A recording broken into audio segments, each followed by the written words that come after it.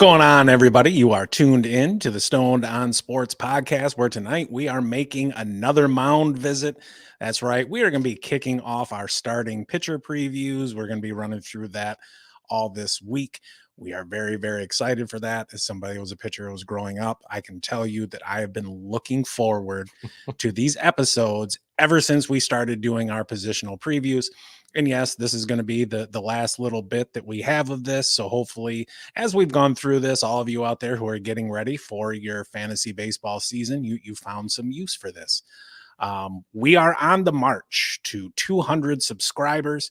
Do want to say thank you to everybody that has subscribed and hung out with us along the way.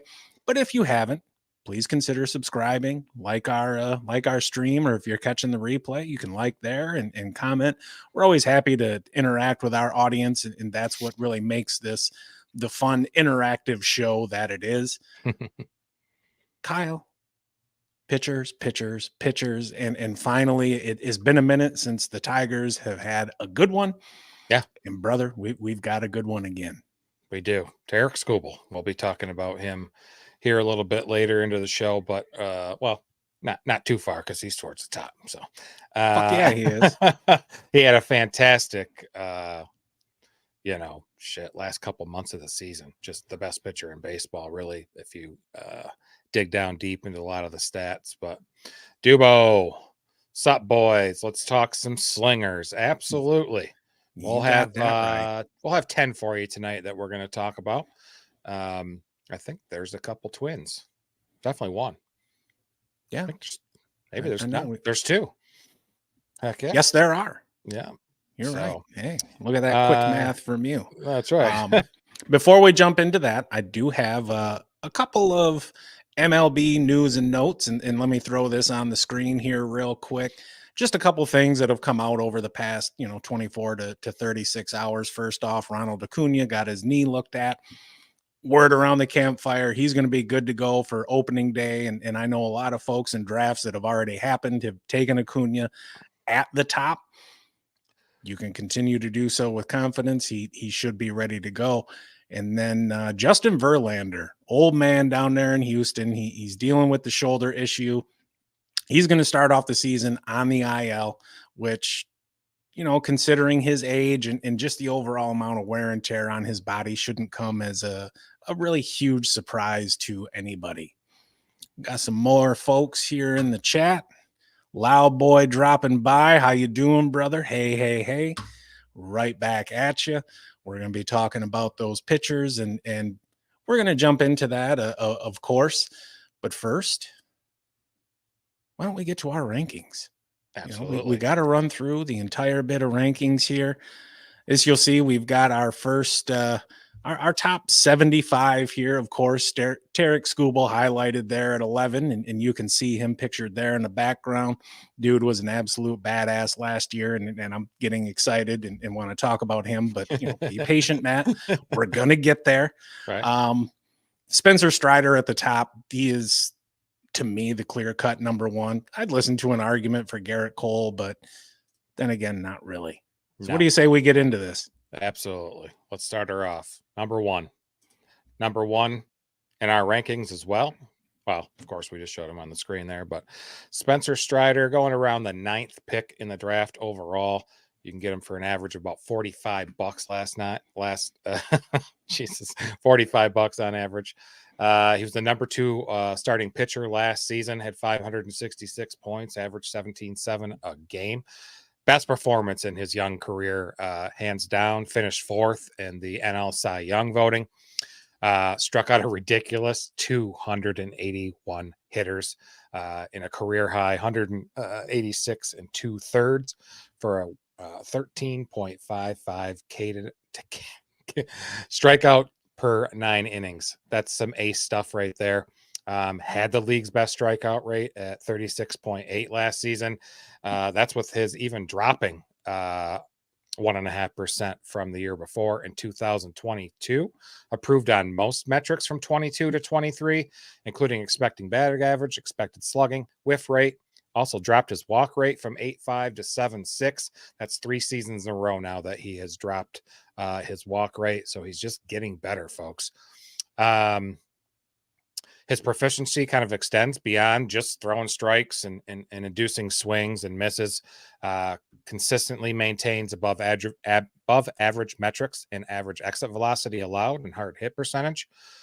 What's more is he primarily has just been doing it with two pitches, that fastball slider pitcher, but looks to have added a curveball over in the offseason, did some work there. He's not new to the curve. He threw it in high school. He threw it in college, and he kind of ditched it after he had that Tommy John surgery during college. I'm excited to see how effective it is, especially against left-handed batters. The bad with him, if there is one, his outlier there was that 3.86 ERA. Don't let that stop you from drafting the guy. Of course, his expected ERA was 3.09, so I think that's just fine. If you dive deep into that batted ball data, his ERA should have been right around 3 flat, but the baseball gods were not very kind to him, unfortunately, in ways last year. I think he's neck and neck with Garrett Cole, but Strider dominates Cole in really every statistical category, especially in run prevention, batted ball, and strikeout data.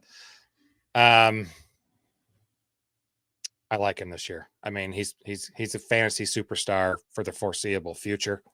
I will project him at for this season 31 games, 185 innings. I think he'll go 15-7 with a 3.18 ERA, and I must have not put the whip on there. I forgot. And 255 strikeouts this season. Draft him with confidence. Yeah, and for me, look, people see the high ERA and think, well, how in the hell can this guy be the top overall pitcher? Look at that. Right. This dude is the poster child for understanding that ERA, quite frankly, is not the best method to determine the effectiveness of a pitcher. Yeah. You get a little bloop fly ball. You've got a slow-footed shortstop, something like that. Those are all things that are beyond his control that are still going to count as a hit. Look to his FIP, his fielding independent pitching, led the league at 2.85, which is a full run below his ERA. Yep. I too am interested to see how the curveball mixes in, but he's still damn effective with his slider and changeup. At changeup, he only throws around 7% of the time. Yep. His hard contact is a little bit higher than you would expect, just given how dominant of a pitcher he is. But he's got an absolutely elite whiff rate, and the strikeout percentage more than makes up for it. At the end of the day, this dude is exactly what we want in an SP1. He strikes dudes out. He doesn't walk many, just 2.8 per 9 innings or a 7.6% walk ratio, which is about 1% below league average. And the big thing is he keeps the ball in the park. Those are the three things we want from a pitcher. Don't walk guys because remember, around 30% of all base runners score. So 3 walks, there's a run. Yep. Keep the ball in the park because now, hey, you walk somebody and instead of it being a solo home run, now you're talking about a 2-run home run, a 3-run shot, something like that. And again, the strikeouts, just a ridiculous level. For me, I think he's going to come in around 185 innings pitched. I'll give him 16-6, an ERA at about 3.25, a 1.01 whip, and I think he'll be around the 250 strikeout mark.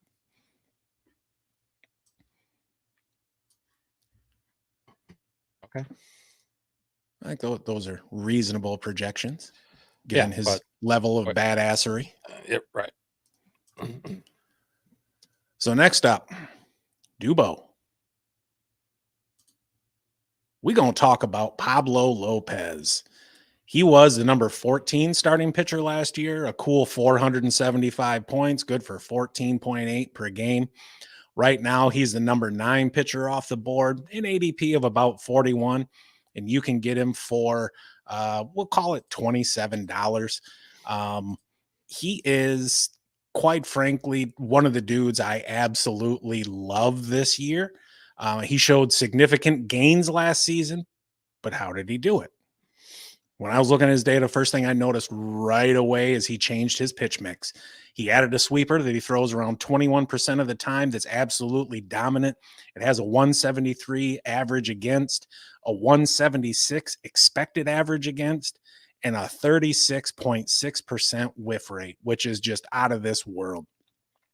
He added 2 miles an hour to his four-seamer velocity, and it's now a more than respectable 94.8 miles an hour.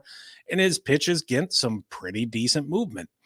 He really showed last year, too, that he's going to be a real strikeout pitcher. He increased his total by 60 up to an elite 234, which was third in all of baseball. He had a K per nine of over 10, and that means that he's striking out more than a batter per inning. And his strikeout percentage, it was well above average at 29.2%. Both of those are in the top 10 of all of baseball. He cut down on his walks. He cut down on his walks by 5. He only walked 48 guys last year, despite pitching 14 more innings than he did in 2022. His walks per 9 is down to 2.2, and his walk percentage is a stellar 6%. And when you talk about control, he only had 7 3-0 counts all of last year. He only went to 3 balls and no strikes 7 times. That's insane. That's just ridiculous. Now, it's not all fantastic here. The home run rate's a little bit higher than you want. It's about 3%. It's still a hair below league average, and it was up just a little bit year over year. I'll chalk that up to ballpark differences coming up to Minnesota from Miami.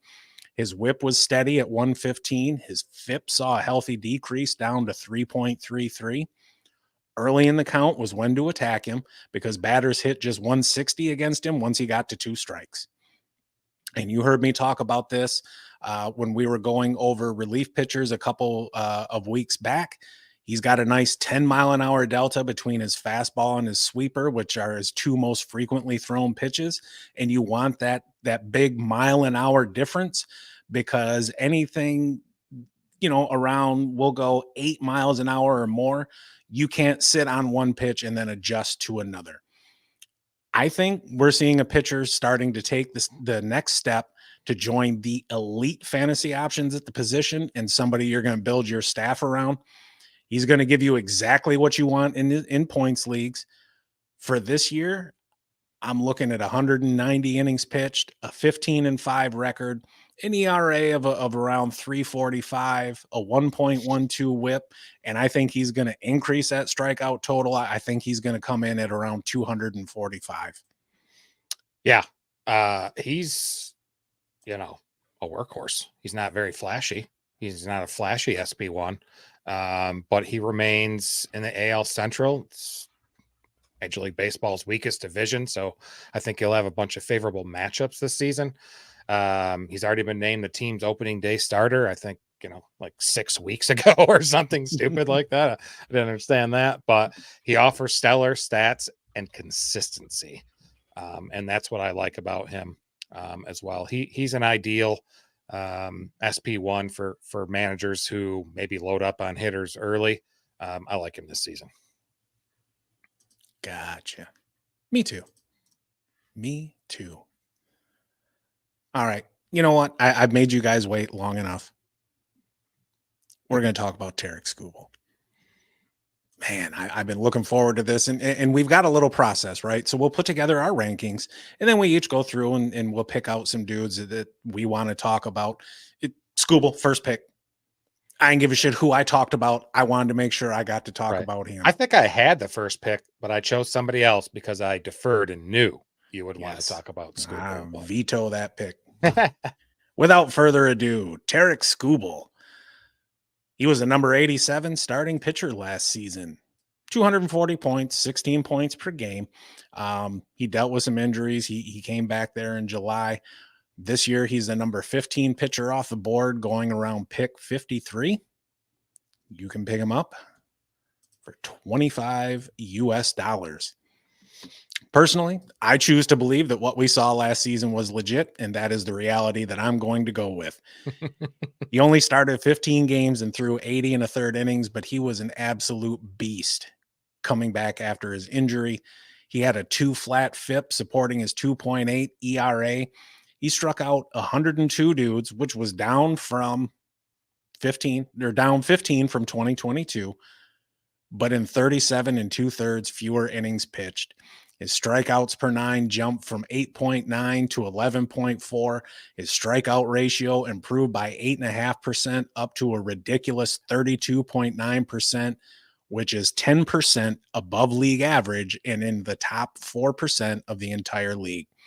His walk rate was a minuscule 4.5%, also in the top 4% of the league. He only walked 14 dudes.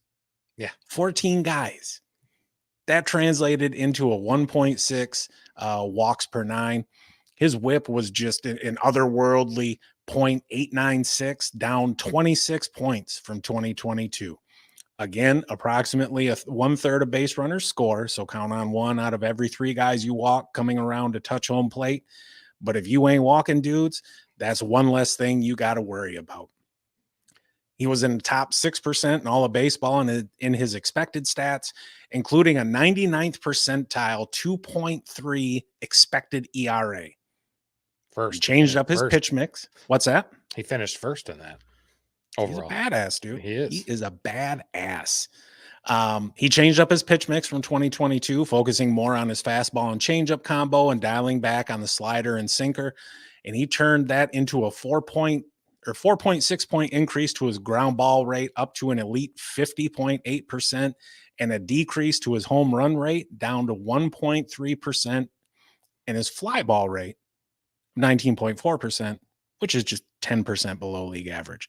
You ain't going to hit any home runs. You're beating the ball into the damn ground right in front of home plate. I love the swing and miss in his profile. He's got an outstanding 31.3% whiff rate and a 33.5% chase rate. And this is a dude who pounded the zone. 54.2% of his pitches were in the zone, 62.6% first pitch strike rate. And look, that's what pitchers want, right? You want to start off ahead in the count. He also has the benefit of playing in, quite frankly, one of the best pitchers' parks in baseball. I'm not counting on a shit ton of run support this season. He may also not really need a whole lot at times. Going back to the delta that we were just talking about, he's got an 11.5 mile an hour delta between his fastball and changeup. His changeup was his out pitch last year. There was just a 167 average against, a 50.6% whiff rate. Wow. And a 31.3% put away rate. And what that means is when he throws that pitch to you and you got 2 strikes, a third of the time your ass was headed back to the dugout. The changeup he throws exclusively to right-handers, though.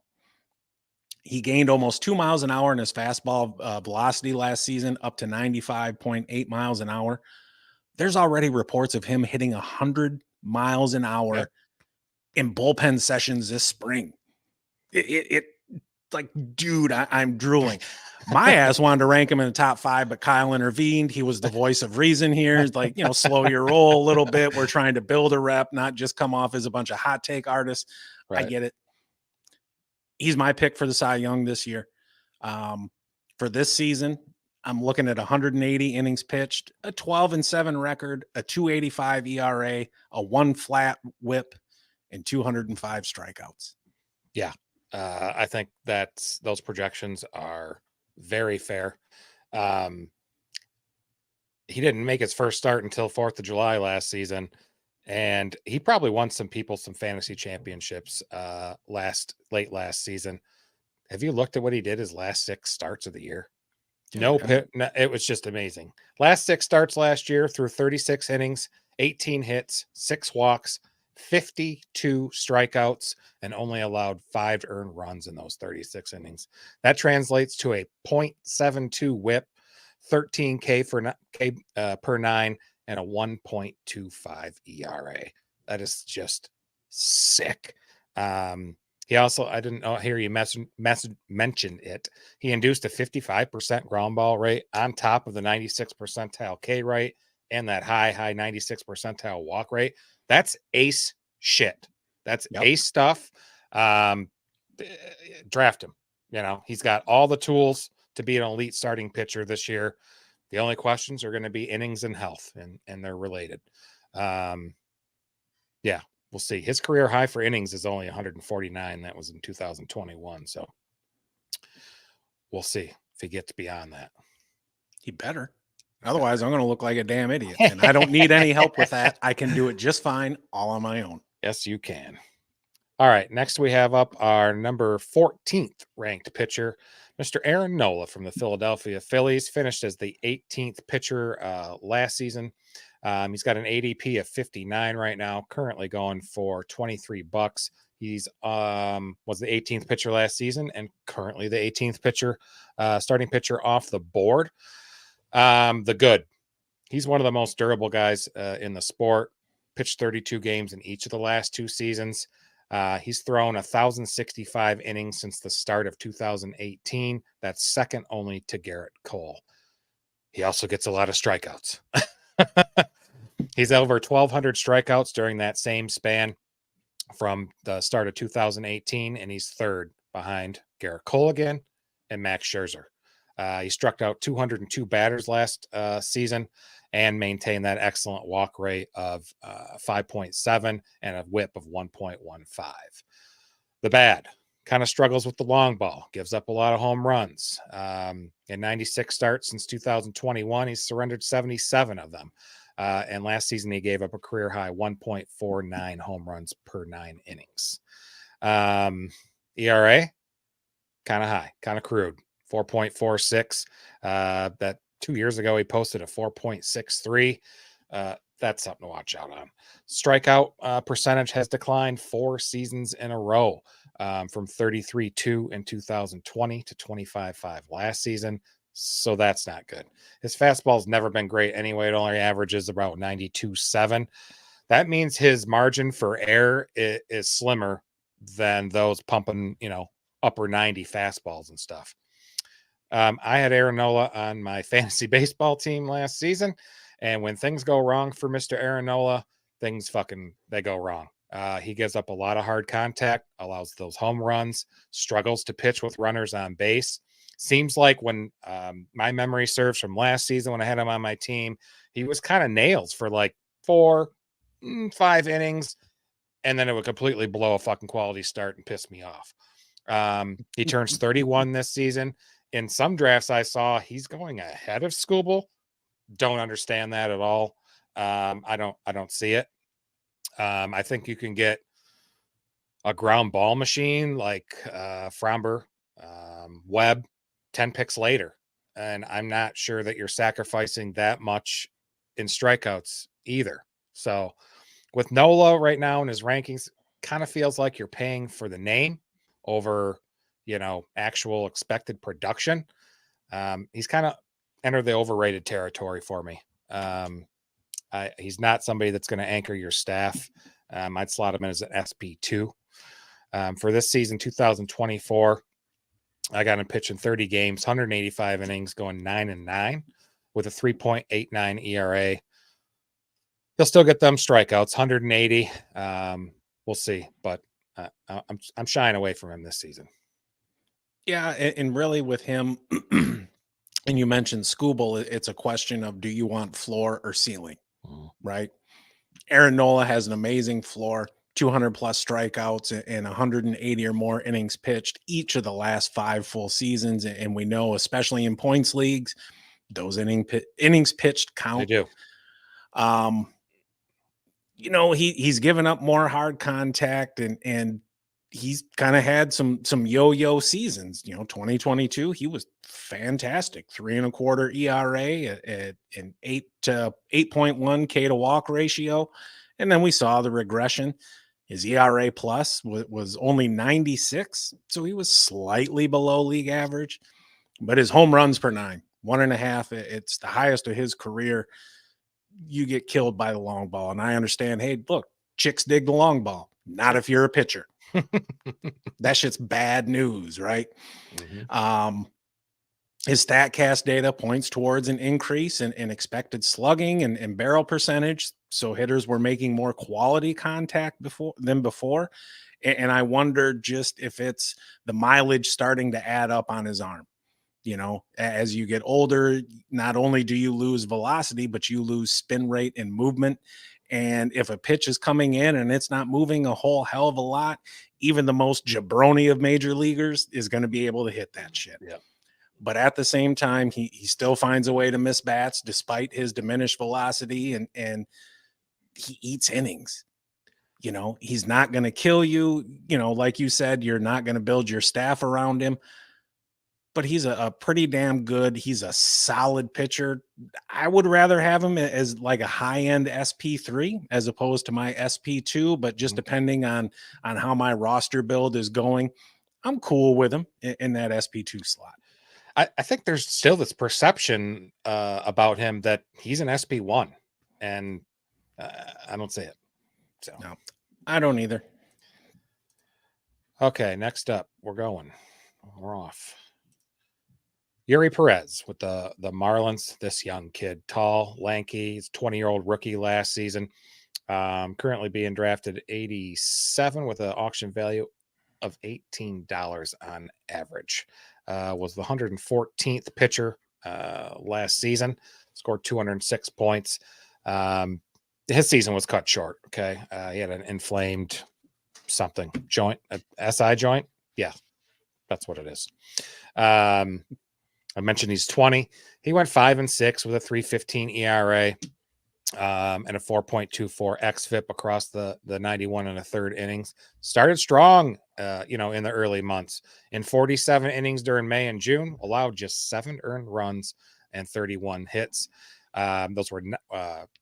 Those 9 starts, he finished with a 1.34 ERA, a sub-1 whip, and 54 strikeouts.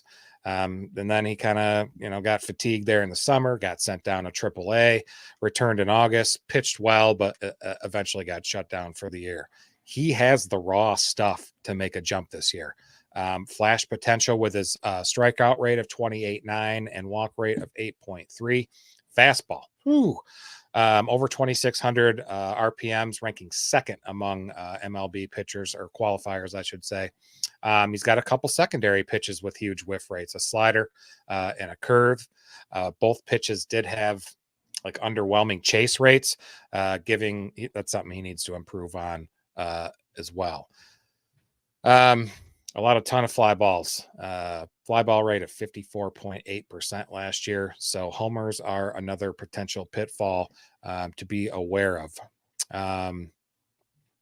He had 4% home run per 9, which was, I think 3.2 is about average in Major League. If he can start 25 games, I mean, he could finish as a top 10 arm in the National League easily. I wonder if the Marlins are going to play it safe with him from a workload standpoint this season. But his stuff is nasty and it doesn't come around that often. You'll assume some risk to get that elite upside on your fantasy team. This season, I'll have him starting 26 games, going 9-9, pitching 134 innings, 3.88 ERA, a 1.24 whip, and 140 strikeouts. Yeah, he's from a prospect standpoint, the dude is an absolute stud. And even in his limited time last year, he had an ERA plus of 142, again, meaning he was 42% better than average. Yeah. He does give up the long balls. He will walk some guys. His walks per 9 was sitting at 3.1. You really want to see it below 3. Yeah. But you love the strikeout rate, 28.9%, strikes out 10.6 per 9 innings. His exit velocity and hard hit were just a tick above league average, but you're right. The fly balls are a killer. His home run rate is going to be high until he can either induce more ground balls or limit that hard contact. I think there's going to be some regression in that ERA. He had a 4.11 FIP against a 3.15 ERA. I think there's going to be some regression in the ERA. I wouldn't be surprised if he's up around, 3.5, 3.75 this year. But the strikeouts are real. Yeah. Like the strikeouts are legit. And when it comes to prospects, there's 2 things you want to think about. You're going to be wrong about something. You're either going to be wrong about the timing or you're going to be wrong about the talent. Don't be wrong about the talent. Be wrong about the timing. This dude has the talent. He's got all the talent you'd ever want to see. He is an absolute badass, and obviously in keeper and dynasty leagues, he's going to be going a hell of a lot higher than this. But this is your classic high risk, high reward pick. Yeah. Depending on who I've got already on my staff, I might take a flyer on him and just see what he can do. It's a hell of a pitcher's ballpark down there in Miami too. Yes, sir. All right, Dubo, we got another one for you, brother. We're headed back up to whatever the hell you call yourselves up there in Minnesota. Joe Ryan. He was a number 34 starting pitcher last year, 373.5 points, good for 12.9 points per game. Right now, he's the number 36 pitcher off the board, got an ADP just inside the top 100 at 98, and you can get him for just under $20 in an auction league. He had an 11-10 record last year and an ERA that ballooned to over 4.5 in his 161 2/3 innings pitched last year. But across that, he struck out 197 batters, had an electric 11 strikeouts per 9 and a fantastic 29.3% strikeout percentage. He's got damn good control. He walks under 2 per 9 innings and just a hair over 5% walk rate, but he gave up 32 bombs. Yeah. It led to a career high 1.8 home run per 9 or 4.8% home run rate, which is almost 2% higher than league average. Exit velocity against him rose to 90 miles an hour with a hard hit rate climbing to 41.6%. You take those numbers and you combine them with an 8% or 8.7% barrel rate, and it paints a picture of a pitcher who, when he isn't striking batters out, he's going to give up some hard contact. He changed up his pitch mix last season, going predominantly with a four-seamer and splitter, with his sweeper and slider accounting for a combined 15% usage rate. As a matter of fact, he pretty much all but ditched his slider completely. Yeah. In 2022, he used it 17% of the time. Last year was down to just 4.5%. His fastball has decent movement, but it's not overpowering at just 92.3 mile an hour. There is a nice delta there, though, of nearly 10 miles an hour with his four-seamer and splitter. He's got an above-average chase rate and whiff rate, so that helps to show that the strikeouts season over season are going to be there, and strikeouts are a more predictable stat year over year than something like ERA and definitely wins. He's somebody who works in the zone early and often, a 37.3% first pitch strike rate. He 53.8% zone rate, which are both about 7% above league average. But when you work in a zone a lot and you don't have overpowering stuff, even the smallest mistakes are going to get punished, and that's what we see in his home run data. He's got a FIP at 4.13, a sizable increase to his hits per 9 to 8.6, combined with that home run data more than justifies the high ERA. I don't really know if that's going to change this season, but to be fair, he did see a 50-point increase to his BABIP to 305, which is also well above his career average. So there may have been a little bit of bad luck involved in his high ERA. I'd rather have him as my SP3 than my SP2, and that's almost kind of a recurring theme there. For this season, I'm looking somewhere around 160 innings pitched. We'll call it 10-10 with a 4.35 ERA, a 115 whip, and I think he'll be back up around that 190 strikeout mark again. A lot of similarities to Nola, I yes. believe. The strikeouts and the underlying numbers are awesome, but yeah, guy is just I think he's too fastball heavy and he's just homer prone, man. Among pitchers with at least 300 innings pitched since 2021, Ryan's 52% fly ball rate ranks second. That's just not good. Just not good. I did read where he's working on a sinker this spring in this offseason, but we'll see, because that splitter and that sweeper really didn't have great results last year either that he did. And he was hurt. That groin injury really fucked him. He was pitching pretty well before that. 2.98 ERA and 8 home runs and 93 innings pitched. After that injury, 68 innings pitched. ERA was over 6, and he gave up 24 dingers. So still talented, but that career ERA of 4.05. I know we don't care about ERA so much, but reminds me of Nola. Definitely a 3 spot. Slot him in your 3. Yeah, and the one thing he has over Nola is youth. Yeah, that's true.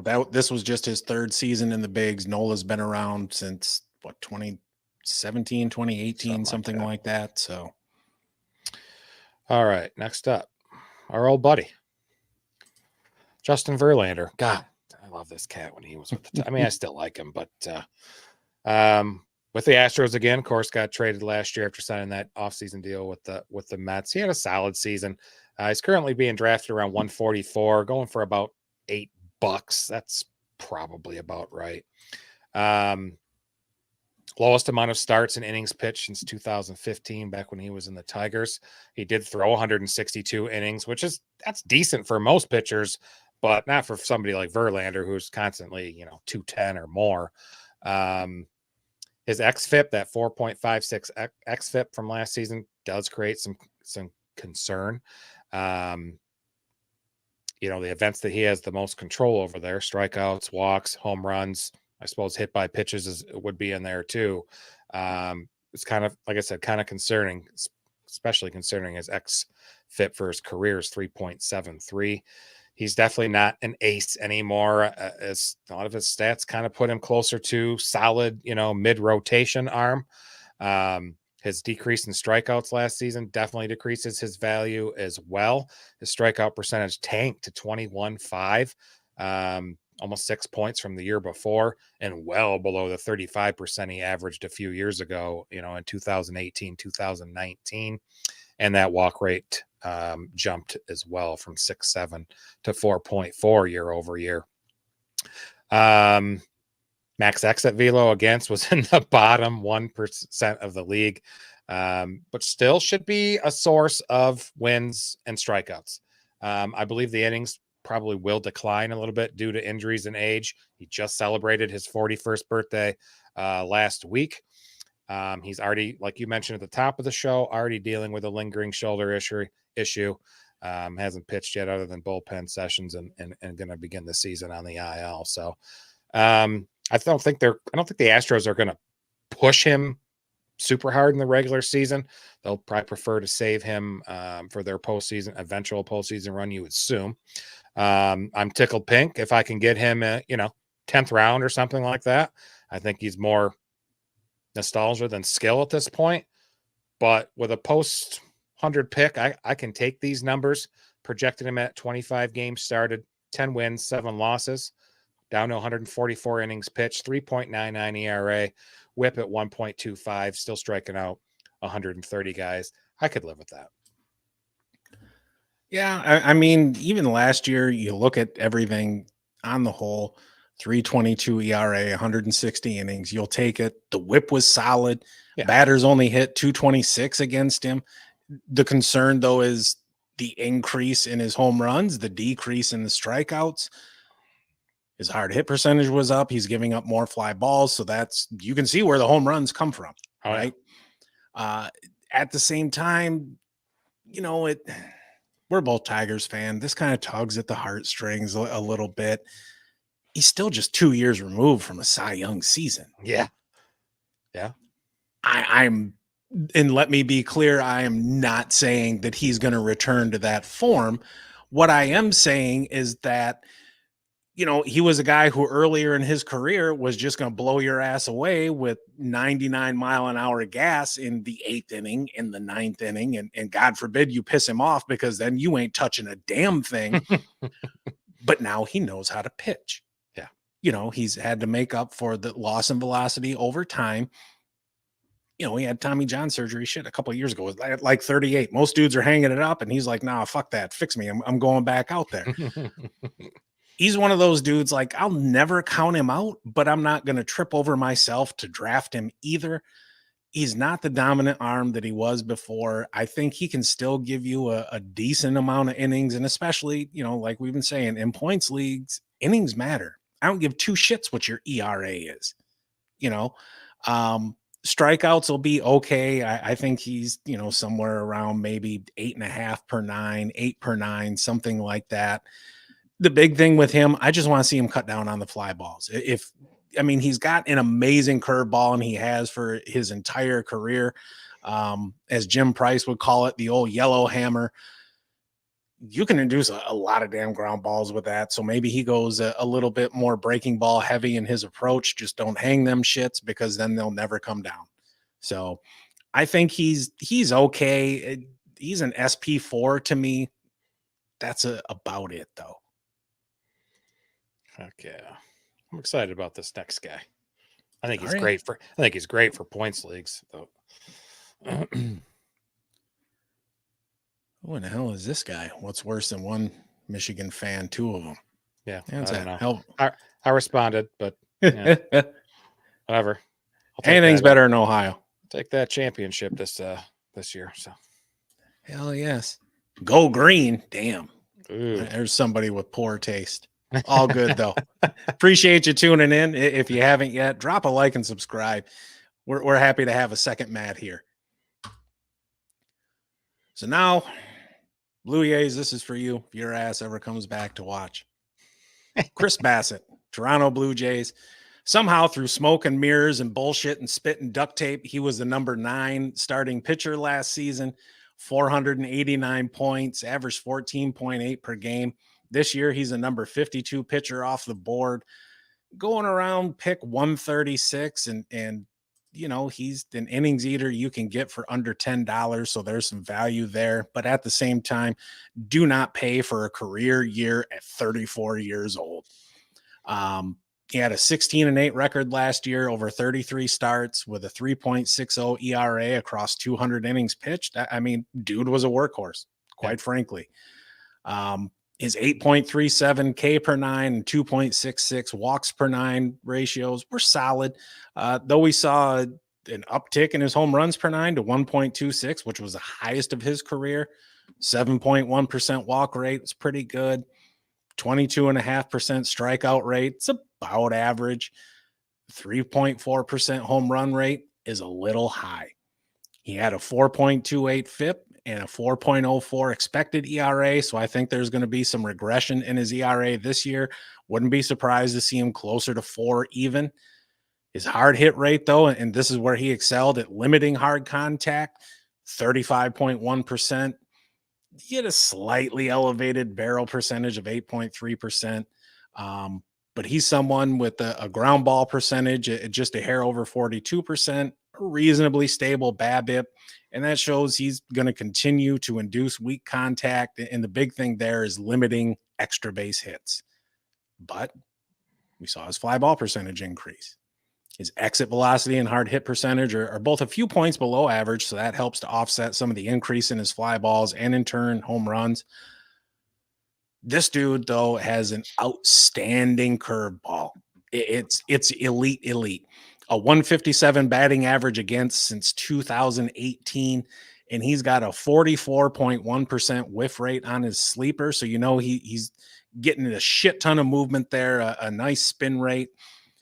He's got a good blend of reliability and innings eating potential, and that makes him a valuable mid-round pick. Though I don't think he's going to have quite as many strikeouts his strikeout rate's good, not great. And I'm generally not interested in pitchers with less than a strikeout per inning. Rogers Center is playing more like a pitcher's park after the renovations from last year. And we've seen a little bit of home run suppression because of that. I think for this season, he's going to come in somewhere around 170 innings pitched. We'll call it a 14-9 record, an ERA of 3.85, a 1.17 whip, and we'll give him 160 strikeouts. Excellent. He was a quality start machine last season. 21 of his 33 starts were quality starts. Those are extra points in points leagues. I love him. I had a pitcher that did well at that. He's kind of like an older second-hand version of Logan Webb, is he not? He's kind of a very good points league pitcher. Bassitt can pitch deep in the game, avoids damaging contact and walks, and respectable strikeout numbers. And his ADP is currently twice that of Webb. So, I think he's appropriately projected price-wise as well. What do we got? You responded. I see. What'd you write? Can't have that Walmart road trip with Michigan State dropouts to make the close. Oh, he left already. Darn. I thought about just going off, but I took a breath. You should be proud of me. Gold star for you, buddy. Thanks. Awesome. I haven't got one of those in a while. Next up, Carlos Rodon. Look at the chins on that dude. Yeah, no kidding. It's got a stash, though. Rodon. Yep. We have him ranked number 41 starting pitcher. He's got an ADP of 145. He's going for $14, which I don't fucking understand. $14. I think that's way too much for him. Pitched pretty well in 21 and 22. Had a 27-13 record combined, 2.67 ERA, over 400 strikeouts and over 300 innings. And he signed that fucking big contract with the offseason and just busted. To be fair, multiple injuries, delayed his 2023 season last year until July, and he just really never seemed to shake off the rust. Made only 14 starts, went 3-8 with a 6.85 ERA, 1.45 WHIP, and 64 strikeouts in 64 and a third inning. Strikeout rate was decent, but 22.4, but that's still below league average. And walks appear really, kind of what did him in. 9.8%, bottom 30% of the league. I don't think it's going to be much better or be improved in that area either, because his career rate, walk rate is 9 flat. So bottom 2% or worse in barrel rate and exit velo, bottom 35% of league in expected batting average. That's after being in the top 10% in 2022. So, the skills are still there. I really chalk it up to some of the injuries. He's got some good things about him. His velocity was right on target when he did pitch last season with his career norms. His fastball velo is pretty good, 95.3, top 25% of the league. He's going to be, he's a left-hander. He'll be in the middle of that New York rotation behind Garrett Cole. Some folks are calling for him for comeback player of the year. I don't see it with the poor 2023, and he's got a pretty lengthy injury history. Kind of makes me want to run away from this guy. I have him starting next season, 22 games, going 9-7, 115 innings pitch, a 4.15 ERA, 120 WHIP, and 130 strikeouts. So I'm just going to be completely upfront with it right now. Like, I'm about to shit on Carlos Rodon. So sounds good. Quite frankly, I pretty much just shit on him. He's not somebody I want. Now, we're not talking Vince McMahon levels, but close. I think people are going to be chasing 2021 and 2022. And while they were great seasons, I do not see him getting back there. He's never thrown 180 innings. He's only got 2 seasons with 28 or more starts, one of which was in 2016.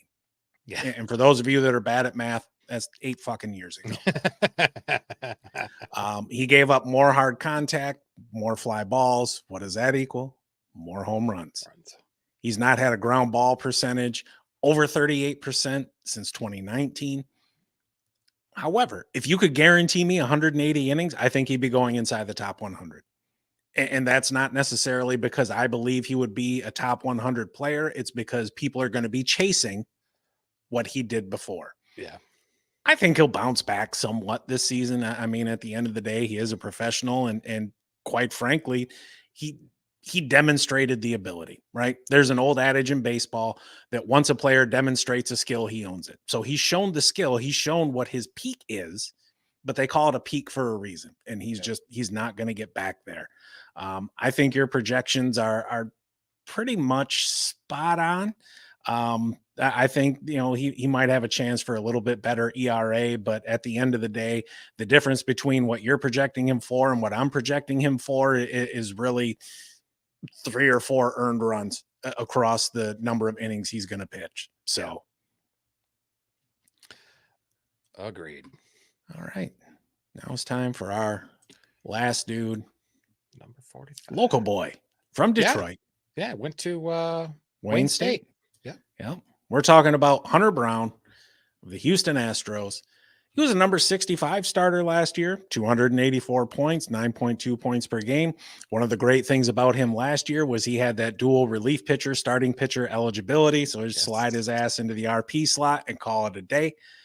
Right now, he's the number 68 pitcher off the board, a nice round ADP of 8 or 180. So you can get him, somewhere between the 15th and 18th round, depending on your league size. And you can get him for $9. I mean, quite frankly, I think he's a damn good deal at both that ADP and his AAV. Yeah. It was his first full season in the bigs, and there was some positive signs as well as some growing pains. His ERA, look, 5.09. I don't give a shit what your measure is. That's not good. He was out there for 31 starts, went 11 and 13, 155 and 2/3 innings of work. Love the strikeouts, though. Struck out 10.29 per nine at a 26.8% rate at a total of 178 strikeouts. But he struggled with the long ball. He gave up 26 dongs, 3.9% rate, 1.5 per 9 innings. And brother, I'm not into dong. I don't want any of it. Or 1 or 26 dongs. Right. His walks per 9, a 3.18 and 8.3% walk rate are fine, I guess. But there's definitely room for some improvement there. And look, what the Astros have done with pitchers over the last 5 or 7 years, excuse me, has been fantastic. Now, how much of that is chalked up to spider tack and the sticky stuff helping to drive those spin rates? Sure, there's some of that there, but at the same time, they were kind of the pioneers of understanding just how important spin rate is to a pitcher's success. And I think with that track record, we have to give them the benefit of the doubt. StatCast data paints us a picture of a power pitcher who can generate impressive velocity, a decent spin rate, but he needs to refine his approach and his pitch mix to really work on limiting hard contact. His 90.7 mile an hour exit velocity and 44.4% hard hit rate are both well above league average. Look, while we don't love the ERA, north of 5, his FIP was a little bit better at 4.37. His xFIP was 3.52. Yep. His xERA was 4.27. And so we're going to see, and I hate this phrase, but it helps people understand, we're going to see positive regression from him in that area. And understand, folks, regression just means moving towards the mean. You don't have to say positive or negative, but the mean is not a fucking 5 ERA. So No, it is not.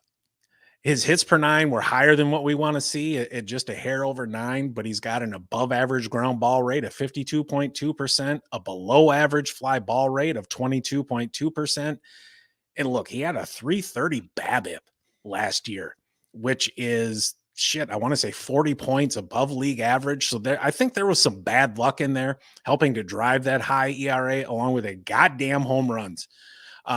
He seemed to wear down as the season went on, though. Last year was the biggest workload of his professional career. I don't want to say he was straight ass the second half of the year, but maybe he was some crooked ass.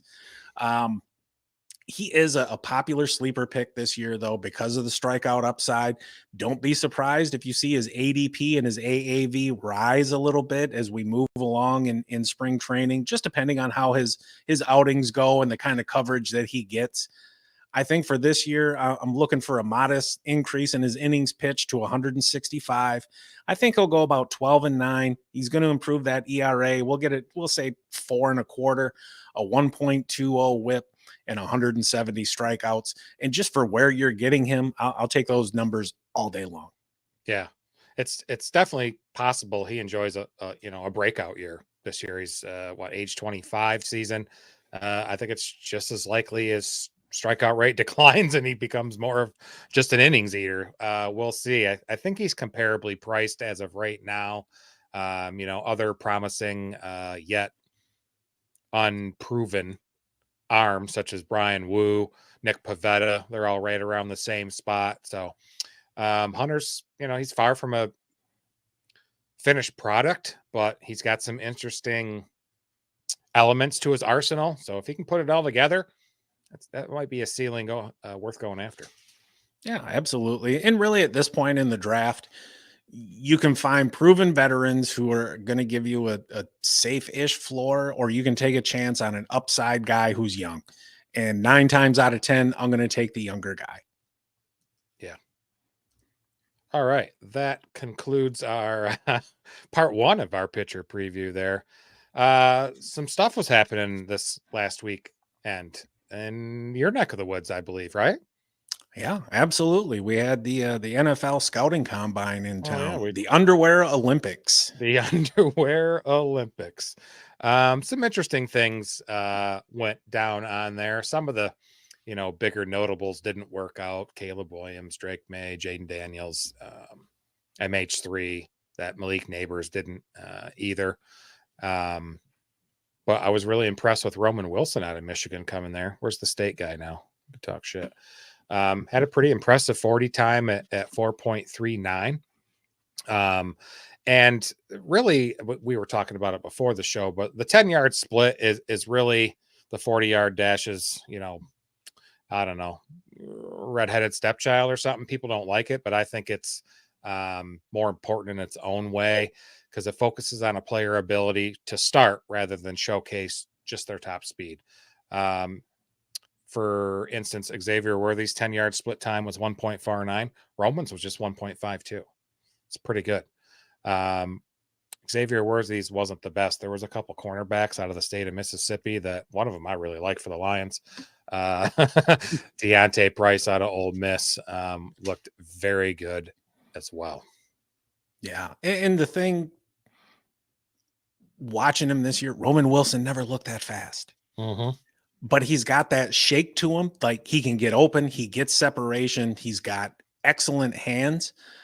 I don't think he's going to end up going in the first round, but I do think the first round is going to be wide receiver heavy. And this is a very deep draft for wide receivers. So maybe he ends up as a day 2 pick. And I think whoever gets him is going to be really, really happy. I thought Corum, his 40 time, 4.59. And it was interesting watching him run because it almost seemed like he was still accelerating once he hit that 40-yard mark. Probably and was. Look, we've been watching him for years. We know his little ass can take that shit to the house. Yep. This is, like you mentioned, the wide receivers, just one of the most talented and, like you said, deepest classes. 9 wideouts timed for 4.4 or under. That's the most since 2003. Do you know what the record is for most wide receivers being drafted in the first round? 13. It's actually a bit lower than that. It's 7. That was on day 1 in 2004. That was the Larry Fitzgerald draft, and that was pretty much the only wide receiver that did dick in that first round. Everybody else sucked. You remember Roy Williams? I sure Yeah. do. Yeah. The Lions really fucked that one. We got Blue Jays in the house. Let me go ahead and just interrupt you. Sure. What's going on, Blue? Checking What's up, in. Blue? Hey, brother. Glad you could make it. Don't know if you saw it. We were just talking about Chris Bassitt earlier. So yeah, check that shit out on the replay. We're going to run through a little bit of combine notes here. Very happy you could make it, brother. And then we mentioned Xavier Worthy early, broke John Ross's 40 time. I think that was 2017. Yeah. Somewhere around there. You know what John Ross went on to do in the league? Nope. Not a goddamn thing.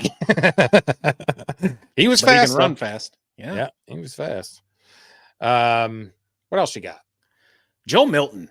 Did you see some of those 70-yard bombs he was throwing? I mean, just a flick of the wrist. And he spent some time in Ann Arbor.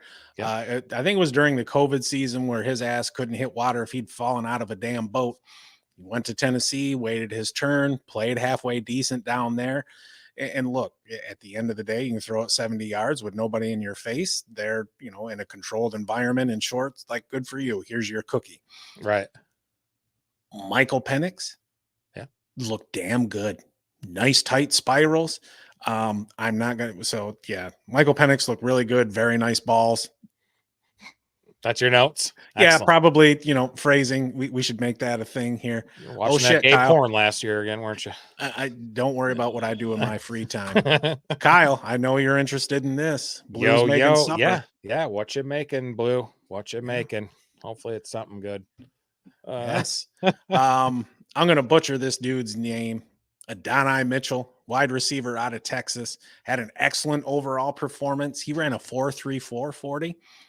Coming in at 6'2", 205. There is one player to run that fast at that size or bigger ever. You know who it is? I do not. DK Metcalf. Oh, that makes sense. Holy cow. Oh, my God. Coming up to Toronto. Pork belly on rice with bok choy. Sign me up, man. That sounds pretty yeah, damn good. I made sure to look up Mikey Sanderstill's numbers there as well. He participated in well. There's the 20-yard shuttle that kind of tests the player's ability, their lateral quickness, and their ability to change direction quickly. Out of the cornerbacks, Sanderstill's number 2. Nice. He looked good. Somebody's really going to love him. He's going to be a great piece on an NFL team. Could do a lot of things. He's going to look good in Honolulu blue. Yeah, that'd be good if he makes it that far. We'll see. But I hope so. And I think too, like this year, you're seeing a lot of dudes sit out. Yeah. And when the combine was originally conceived, it was essentially just for medicals. I found this out the other day. Credit to Adam Kaplan for going over this, but that's what it was for. You get everybody together, go over the medicals with the teams, and I think you're almost going to see things start to skew that way going forward, because you look at some of these players, there is no incentive for them to come there and work out and throw. Like Caleb Williams knows he's going number 1 overall. He can only hurt himself. Yeah. And a lot of these guys do their pro days at their colleges and universities and stuff. And then I don't blame them for not wanting to do that, especially if you're projected high pick. So, right. I mean, you've got players opting out of bowl games now. They ain't going to go to the combine. It's all about dollars and cents, and they're trying to maximize their value. You mean to tell me Jake Butt doesn't regret not sitting out that meaningless bowl game? Yep. Yep. And now they're and you're kind of think about it differently too, because before they were trying to get to the league, make their money, and now a lot of the guys are already making money. They're already buying Porsches in college and other expensive ass vehicles. But spending like an Army guy who just got his re-enlistment bonus, headed straight down to get that Mustang. Yep. All right. Well, that's going to wrap it up for tonight. Appreciate everybody who stopped by to hang out with us. We're going to be back on Thursday for part 2 of our starting pitcher preview. Quite frankly, there's going to be a lot of relevant starting pitchers, and we want to help out as much as we can to help you be prepared for your drafts that are coming up. We want to help you be a winner, just like I am and just like Kyle aspires to be. If you haven't already, drop us a like, drop a subscribe. We're here to hang out with you in the comments after the fact. If you got questions, we'd love to hear your thoughts. Even if you're a Michigan State fan, if you're an Ohio State fan, piss off. Right. Yeah. And I swear we are having the fantasy baseball podcast league. We will put it out on Thursday. We'll let you guys know so you can join up, so we can do just like we did the football league and with our viewers. It was fun time. Hell yeah, it was. Heck yeah. All right. We're out. We'll see you guys on Thursday. Have a good night, folks. See ya.